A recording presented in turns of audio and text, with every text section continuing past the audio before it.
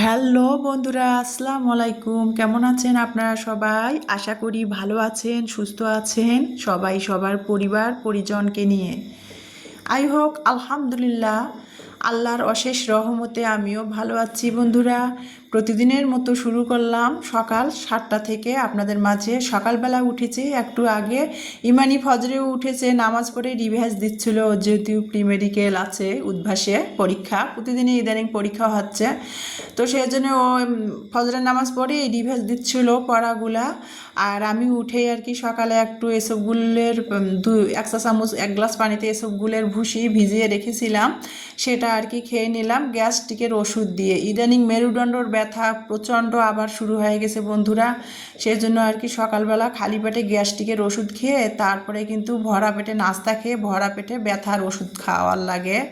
তো যাই হোক, যার ফলে আজকে বৃহস্পতিবার আমি আবারও রোজা করতে পারতেছি না অসুস্থতার কারণে। তো এই যে তারপরে কিন্তু চুলার মধ্যে একটু ম্যাজিক চুলাতে চা বসিয়ে দিয়েছি, যে আগে চাটা খাবো আর ডিম সিদ্ধ খাবো, খেয়ে তারপরে আর কি 8টার দিকে মানে 8টা 9টার দিকে নাস্তা খাবো। তো যা যে কাজ সেই কথা বন্ধুরা। ইমানিকে ডিম অমলেট করে দিয়েছি অফ ক্যামেরাতে, আমি দেই নাই, ও নিজেই অমলেট করে নিয়েছে। আমি বললাম যে ডিম সিদ্ধ করে 3 মা মেয়ে খাই, খেয়ে তারপরে নাস্তা খাবো। তো নাস্তা বানাতে লেট হয় যেহেতু রুটি বানাতে, তো বলছে যে আমি ডিম সিদ্ধ খাবো না, সেজন্য আর কি একা একাই ডিম অমলেট করে নিয়ে গেছে, নিয়ে ও খাচ্ছিল পড়ার টেবিলে আর রিভেজ দিচ্ছিল। আর আমার আর ইলমার জন্য আমি ডিম সিদ্ধ করে নিলাম, ইলমা আর আমি ডিম খাবো। তো যাই হোক বন্ধুরা, ডিম সিদ্ধ খেয়ে এই যে চাটা বানিয়ে নিয়ে চাটা খাবো আগে, খেয়ে তারপরে আর কি সকালে কি বানাবো নাস্তা, সেটা আপনাদের সাথে পরেই না হয় শেয়ার করব।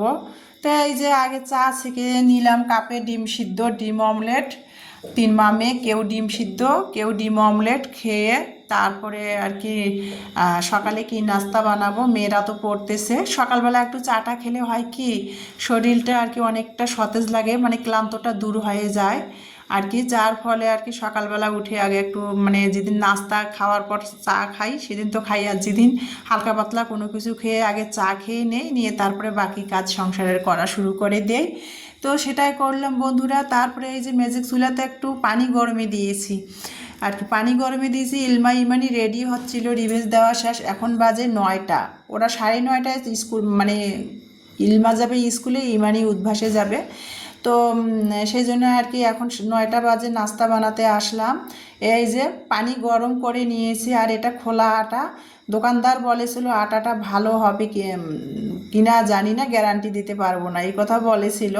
তো আটাটা আমি ছেনে নিলাম পানি গরম করে একটু লবণ দিয়ে, তো আটাটা রুটি বানিয়ে নিলাম বন্ধুরা। আটাটা ভালো ছিল, অনেক ভালো ছিল, খোলা আটা হলেও আটাটা ভালো ছিল। তো যাই হোক, রুটি বানিয়ে নিলাম, ইলমার জন্য পরোটা বানাবো 2টা আর কি, আর ইমানির জন্য 2টা রুটি বেনে নিচ্ছি আগে। রুটি বানিয়ে নিয়ে ওই তাওয়ার মধ্যে ইলমাকে হালকা করে তেল দিয়ে পরোটা বানিয়ে দিব, রুটিটাকে পরোটা বানিয়ে দিব আর কি, তেল দিয়ে ভেজে দিব। ও যেহেতু রুটি খেতে চায় না, কি আর করার। তো এই যে তারপরে বন্ধুরা মেয়ে আর কি খেয়ে নিচ্ছিল এই যে রুটি, ইমানিকে এই যে ইলমাকে আর কি আমি একটা তেল দিয়ে পরোটা ভেজে দিয়েছি, আর মানে রুটিটাকে পরোটা শেপে বানিয়ে তেল দিয়ে ভেজে দিয়েছি, আর ইমানিকে রুটি বানিয়ে দিলাম। গতকালকে যে পেঁপে আলু ভাজি করেছিলাম সেটা দিয়ে নাস্তা খেয়ে এই যে রেডি হয়ে 2 বোনে একসাথে চলে যাচ্ছে। আমি বললাম যে আজকে মানে এই কয়দিন ধরে, আজকে কেন এই কয়দিন ধরে না ইলমাকে আমি স্কুলে অটোতে উঠা দিতে যাই না, নিচে নামি না, মানে সিঁড়ি উঠানামা করলে না আমার খুবই কষ্ট হচ্ছে, মেরুদণ্ডতে যন্ত্রণা হচ্ছে, যার ফলে আমি ইদানিং খুব কমে মানে একেবারে এমার্জেন্সি ছাড়া আমি নিচে নামতেছি না। আর আমাদের বাসার সিঁড়িগুলো অনেক মানে খাড়া খাড়া আর কি, উঁচু উঁচু, যার ফলে উঠানামা যদি দিনে 3-4বার করা হয় না, আমার সেই দিন মেরুদণ্ডর ব্যথা বেড়ে যায়। সেই জন্য আমি বললাম যে 2 বোনে একসাথে যাও। ইমানির আবার 10টা থেকে ক্লাস, উদ্ভাসে ক্লাস বলতে পরীক্ষা, আর ইলমার 9:30টায়। তো ওকে বললাম যে একসাথে যাও, একটু আগে যাও, ছোটো বোনের জন্য একটু কষ্ট করো, আম্মুর যেহেতু কম মেরুদণ্ডর ব্যথা। তা 2 বোনে একসাথে রেডি হয়ে গেল। ইমানি নেমে যাবে চারুবাবুর মোড়ে, দিনাজপুর চারুবাবুর মোড়ে, আর ইলমা দিনাজপুর কালীতলা ওর স্কুলে চলে যাবে। তো 2 বোনে একই অটোতে গেল। তারপরে এই যে বন্ধুরা আমি নাস্তা খেয়ে নিলাম, নিয়ে এই যে আমার প্রিয় আপুদের কমেন্টে রিপ্লাইগুলো দিচ্ছে। এই যে দেখেন, আমার যেহেতু দুইটা মোবাইল, একটা মোবাইলে সবসময় আমি আমার প্রিয় আপু ভাইয়াদের পরিবারে যে যে কমেন্টে রিপ্লাই দেই, বা আমার প্রিয় আপু ভাইয়াদের পরিবারে যাই, যে ভিজিট করে আসি তাদের ভিডিওগুলো। আর আরেকটা মোবাইল আমি সব সময় আমি ভিডিও করি আর কি, সব সময় এক মোবাইল দিয়ে ভিডিও করি, আর এক মোবাইল দিয়ে সবসময় আমি সবার কমেন্টে রিপ্লাই দিই। দেখা যায় আমি সবার আর কি ভিডিওগুলো অন করে দিয়ে কাজ করি। মানে আপনাদের বুঝাচ্ছি আপুরা, আমি আপনাদের পরিবারে সৎ পথে থেকে আপনাদের পরিবারে যে ভিডিওগুলো সবার ভিডিও ফুল ওয়াচ করে দেই। আর আমার পরিবারে আপনারা কিভাবে কি করেন জানি না, কিন্তু ইউটিউব যদি কখনো চেক করে যে কারা কোন আইডি থেকে কারা কার আইডিতে ভিডিও ফুল ওয়াচ করে, ফুল দেখে, এটা কিন্তু আগে আমি সিরিয়ালে থাকব। আমি কিন্তু সবার পরিবারে যাই, যে সবার ভিডিও লাইক দিয়ে শুরু করি দেখা, তারপরে কিন্তু ভিডিও ফুল ওয়াচ করে চলে আসি তাদের পরিবার থেকে। আমার যেহেতু দুইটা ফোন, একটা ফোন দিয়ে সবার শুধু ভিডিওরে রিপ্লাই দেই, ভিডিও দেখি কমেন্টে রিপ্লাই দেই, আর একটা ফোন দিয়ে কিন্তু আমি ভিডিও করি। তো এই যে মানে চুলার পাশে আর কি মোবাইলটা রেখে আমার প্রিয় প্রিয় আপুদের পরিবারে যাচ্ছি, যে কমেন্টের বা পরিবারে যে ভিজিট করে আসতেছে, আর আমার ডেলি লাইফের কাজকর্মগুলো আর একটা মোবাইল দিয়ে করতেছে, আর আপনাদের সাথে ভালো লাগাগুলো শেয়ার করতেছি। আমার জন্যে আমি সব সময় ছোটোবেলা থেকে, আমার মেয়ে দুইটাও আমার মতোই হয়েছে, আমার যদি কেউ হাঁটু পর্যন্ত পানিতে নামে আমার জন্যে, আমি কিন্তু তাদের জন্য গলা পর্যন্ত পানিতে নামতে রাজি, বা নামি সব সময়। তো যাই হোক বন্ধুরা, আপনারা আমার পরিবারে আসেন, আমিও আপনাদের পরিবারে যাই, পুরো আপনাদের পরিবারে যে আপনাদের ভিডিওগুলো দেখি, লাইক দিয়ে ফুল ওয়াচ করে দিয়ে চলে আসি। কিন্তু আমার যেহেতু দুইটা মোবাইল, সবসময় আমি মানে কাজ করলেও কিন্তু একটা মোবাইল দিয়ে সবসময় ভিডিওগুলো সবার অন করে দিয়ে কাজ করি আর ফুল ওয়াচ করে দিয়ে আসি। আবার দেখা যায় যে আমি ভিডিও যখন কমেন্ট করতে পারি না, দেখা যায় ভিডিও অন করে রেখেছি অনেক আপুদের, মানে ফুল হয়ে গেছে ভিডিও শেষ, আবার ঢুকি নতুন করে ভিডিওতে ঢুকে তারপরে কমেন্ট করে চলে আসি। এইরকমও হয় আর কি, ডাবল করে ভিডিও দেখে আসি, ভিডিও দেখা হয়ে যায়। তো যাই হোক, যেটা বলতেছিলাম আর কি, তো ভিডিও আর কি অন করে রেখে আপুদের পরিবারে যে যে আপুদের ভিডিওগুলো দেখে দেখতেছিলাম, আর আমি আমার ডেলি লাইফের সারাদিনের কাজকর্মগুলো আর একটা মোবাইল দিয়ে করতেছি, আর ভালো লাগাগুলো শেয়ার করতেছি, সেটা তো বললাম। তো কী কী করলাম সেটা তো আপনাদের বললামই না, বক বক বক বক করেই যাচ্ছে আপুরা। তো এই যে আমি কিন্তু সকালে যে নাস্তা খেয়ে নিলাম, তারপরে কিন্তু সকালে প্লেট বাটিগুলো নাস্তা খাওয়ার ছিল সিঙের মধ্যে, সেটা ধুয়ে পরিষ্কার করে নিয়ে তারপরে আমি দেওয়ার পর ভাতের চাল ধুয়ে রাইস কুকারের মেশিনটাতে বসিয়ে দিলাম।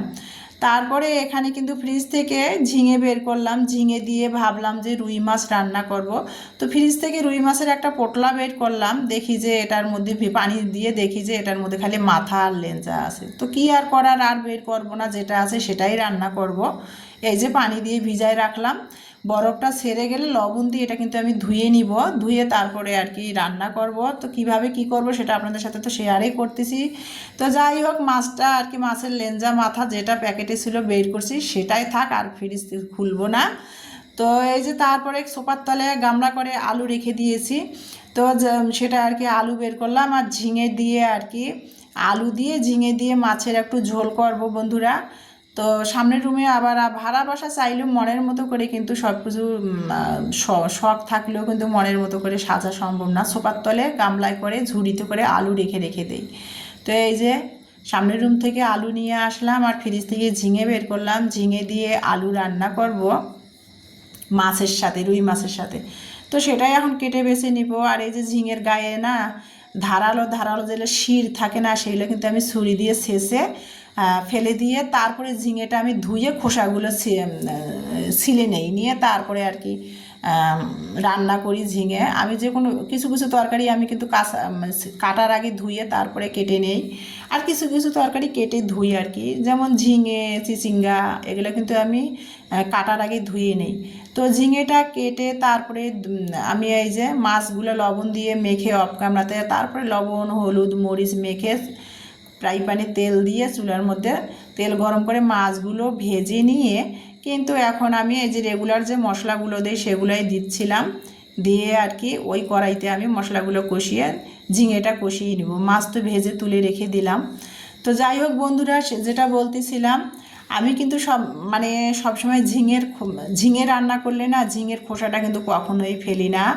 আপনারা তো দেখি যে অনেক আমার আপুরা ঝিঙে রান্না করে, ঝিঙে দিয়ে অনেক রকমের পদ করে থাকে, আমি দেখি অনেক আপুদের, বা সবাই করে ঝিঙে দিয়ে অনেক রকমের পদ করে, অনেক রকমের মজার মজার রেসিপি বানায়। কিন্তু ঝিঙের খোসাগুলা ফেলবেন না আর কি।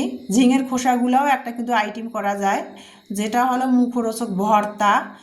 দেখা যাচ্ছে যে অনেক সময় মানে এক ঘেমে মাছ মাংস ভর্তা ভাজি, মাছ মাংস খেতে ভালো না লাগলে না, যাদের গ্যাসের প্রবলেম, বিশেষ করে আলু ভর্তাটা যদি খেতে মন চায়, আলু ভর্তা কিন্তু গ্যাসের কারণে কিন্তু অনেক সময় গ্যাস্ট্রিকের কারণে আলু ভর্তাটা খেলে কিন্তু বুক জ্বালা পোড়া করে। সেক্ষেত্রে কিন্তু এই যে যেমন ঝিঙেটা রান্না করলাম, ঝিঙের খোসাটা কিন্তু আমি ফেলবো না, ঝিঙের খোসাটা আমি রেখে দিলাম। ঝিঙে রান্না করার পর মাছ দিয়ে, ঝিঙে আলু দিয়ে মাছ দিয়ে রান্না করার পর ঝিঙের খোসাটা আমি ভর্তা করে নিব।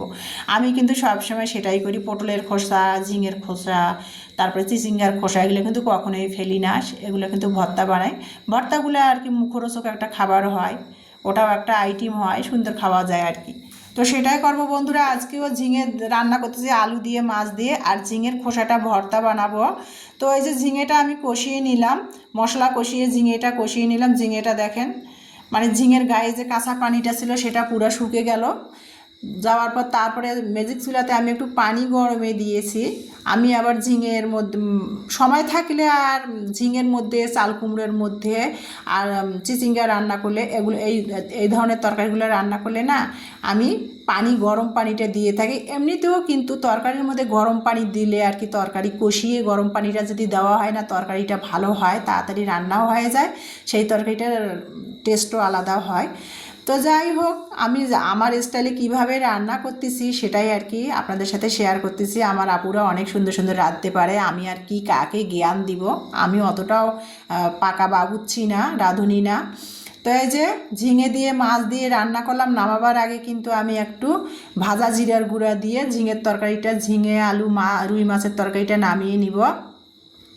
আর এই যে হয়ে গেছে প্রায়। তারপরে কিন্তু ঝিঙের খোসাটা, আর মানে দুইটা ঝিঙে ছিল, বিচি হয়ে গেছিলো, পুক্তো হয়ে গেছিলো, সেই বিচিগুলো কিন্তু আমি ফেললাম না, ঝিঙের খোসার সাথে বিচিগুলো নিয়ে নিলাম, সেগুলো ভর্তা বানাবো ঝিঙের খোসার সাথে, সেগুলো আর কি আপনাদের দেখাচ্ছিলাম। তো এই যে ভাজা জিরার গুঁড়া দিয়ে ঝিঙে আলু রুই মাছের তরকারিটা আমি নামিয়ে নিব। তারপরে এখন আমি ঝিঙের খোসাটা ভর্তা বানাবো। চুলাটা বন্ধ করে দিলাম, হয়ে গেছে মাছের ঝোলটা বন্ধুরা। আর আসলে আপুরা, আপনাদের ছোট বোন মনে করি বা বড় বোন মনে করে আমাকে ক্ষমা দৃষ্টিতে দেখবেন। হয়তো ভাববেন যে এক কথা ঘুরে ঘুরে বারবারই বলতেছি, আসলে আমি গুছিয়ে কথা বলতে পারি না, যার ফলে আমার দেখা যাচ্ছে এক কথায় দুইবার তিনবার বলে ফেলি। তো এটা মনে হয় আমার বদ অভ্যাস, কী আর করার। তো এই যে সকালে গতকালকের যে পেঁপে আলু ভাজি করেছিলাম, সকালে রুটি খাওয়ার পর একটুখানি রয়ে গেছিলো, গরম করে নিলাম। ইমানি কিন্তু এখন 12:30 বাজে, ও আসছে, তো ওকে ভাবলাম যে সকালবেলা 2টা রুটি খেয়েছে, ওকে একটু ভাত বেড়ে দেই আর কি, গরম ভাত, ও খেয়ে নেক।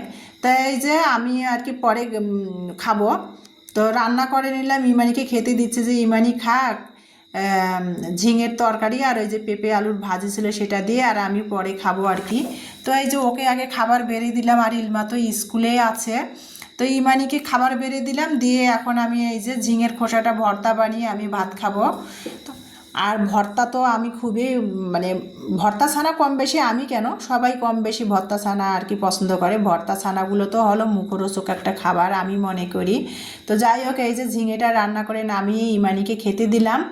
আর আমি এখন ঝিঙের খোসাটা যে সেটা এখন ভর্তা বানাবো। আর ঝিঙের খোসাটা ভর্তা বানাবো A to Z ভিডিওটা আমি ক্যামেরাবন্দি করে নিয়েছিলাম, সেটা কোনোভাবে এডিট করার পর কোনোভাবে আর কি ভিডিওটা আমার আটকে গিয়েছিল, সে কারণে ভিডিওটা আমার মানে কেটে আর কি নেওয়ার লাগছে, নিয়ে আবার নতুন করে এডিট করার লাগছে। তো এই যে ঝিঙের খোসাটা আমি, আর এর আগে আমি কিভাবে ঝিঙের খোসা ভর্তা বানিয়েছি সেটা তো আপনাদের সাথে শেয়ার করেছিলাম, আর ডিটেলসে না বলি। তো যাই হোক, ঝিঙেটা সিদ্ধ করে নিলাম, ঝিঙের খোসাটা ঝিঙের খোসাটা সিদ্ধ করে নিয়ে তারপরে কিন্তু ভর্তা বানিয়ে নিলাম, কোনো ব্লেন্ডার বা শিলপাটা ছাড়াই মাটির বাটনাতে। আমি আমার স্টাইলে কিভাবে ভর্তা বানালাম সেটা তো আপনারা দেখলেন। তারপরে এখন খাওয়ার পালা, একা একা বসে খাচ্ছি। এখন 2:30 বেজে গেছে, ফ্রেশ হয়ে এসে এই যে খাইতে বসছি দুপুরবেলা। আগে আমি ঝিঙের খোসার ভর্তাটাই নিয়েছি, আর আমার কিন্তু ঝিঙের খোসার ভর্তা খুবই পছন্দের একটা ভর্তা। যে ঝিঙের খোসার ভর্তাটাও আমি খুব পছন্দ করি। তো এই যে ঝিঙের খোসার ভর্তা দিয়ে বিসমিল্লা করে দুপুরের খাবার খাচ্ছি। মেয়ে খেয়ে নিয়েছে, নিয়ে মেয়ে একটু শুয়ে আছে, যেহেতু অনেক ফজরে ওঠে মেয়ে। তো যার ফলে এই যে আমি একা একাই খাচ্ছি, মেয়েকে আগে খেতে যেহেতু দিয়েছি। তো ঝিঙের খোসা দিয়ে ভাত খাবো। ঝিঙে আলু দিয়ে যে রুই মাছ রান্না করছি সেটা খাবো না, আমি ঝিঙের খোসাটা দিয়ে দেখেন ভাত নিয়েছি, তৃপ্তি সহকারে খাচ্ছিলাম বন্ধুরা, আর এতটাই মজা হয়েছিল। তো ভাত খেতে খেতে আপনাদের মাঝ থেকে বিদায় নেব বন্ধুরা। সবাই ভালো থাকবেন, সুস্থ থাকবেন, আল্লাহ হাফেজ।